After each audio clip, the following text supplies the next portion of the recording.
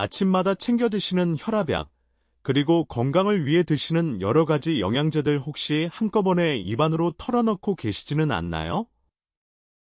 나이가 들수록 건강을 지키기 위해 영양제 하나쯤은 필수로 챙겨 먹게 되는데요.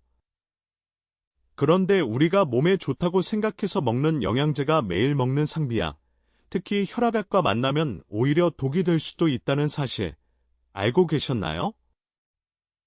오늘 이 시간엔 혈압약을 드실 때 특별히 주의해야 할 영양제 조합과 안전하게 약을 복용하는 방법에 대해 차근차근 알아보겠습니다.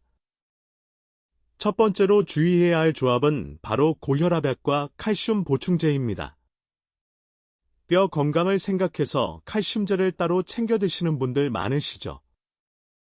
그런데 고혈압약 중에는 혈관을 넓혀서 혈압을 낮추는 종류가 있습니다. 이때 칼슘이 혈액 속으로 다량 들어오게 되면 약이 혈압을 낮추려 하는 작용을 방해할 수 있습니다. 혈압을 안정적으로 유지하려 먹는 약인데 칼슘제와 함께 먹으면 오히려 효과가 떨어질 수 있는 것이죠. 따라서 칼슘 보충제를 드시고 싶다면 의사나 약사와 먼저 상의하시는 것이 안전합니다. 두 번째는 칼륨이 풍부한 건강기능식품이나 영양제입니다.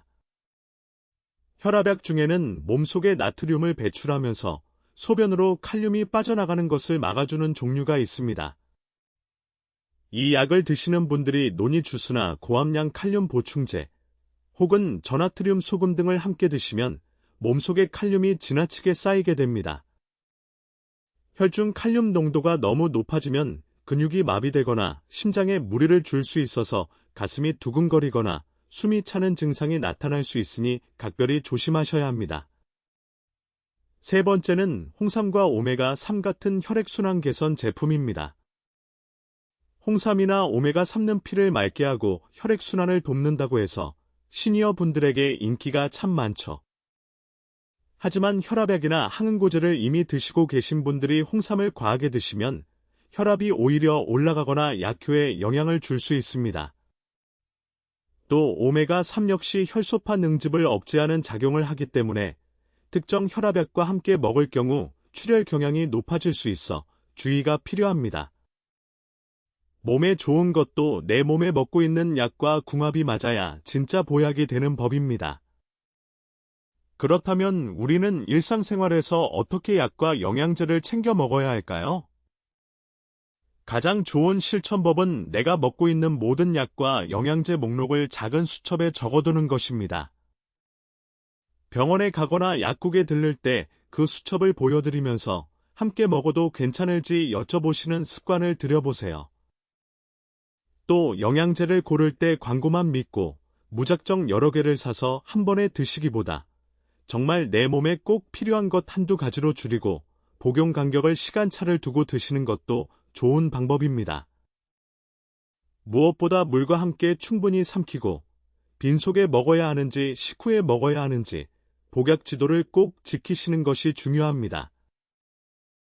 오늘 이렇게 혈압약과 함께 먹을 때 주의해야 할 영양제들에 대해 알아보았는데요. 건강을 지키려 먹은 영양제가 오히려 우리 몸에 부담을 주지 않도록 오늘부터 내가 먹는 약과 영양제를 다시 한번 꼼꼼히 살펴보시면 좋겠습니다. 나이가 들수록 약은 줄이고 생활 습관을 바르게 가져가는 것이 가장 큰 보약입니다. 오늘 나눈 이야기들이 우리 시청자 여러분의 건강하고 활기찬 일상에 작은 도움이 되었기를 바랍니다. 본 영상에서 제공하는 내용은 일반적인 건강 정보이며 개인의 건강 상태나 복용 중인 약물에 따라 다를 수 있습니다.